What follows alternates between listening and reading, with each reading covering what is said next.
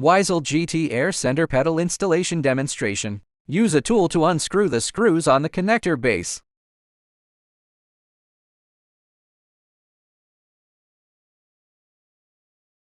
Do the same on the other side.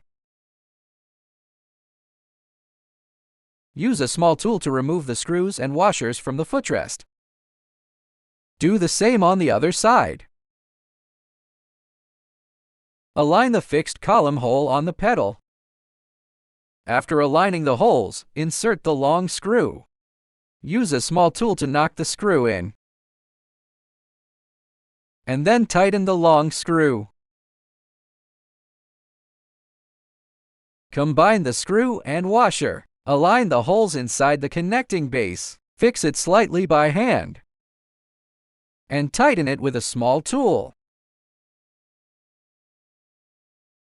It is fully installed when no movement occurs with slight wiggling. And close it upward. Unfold it down. Do the same on the other side. Side sitting.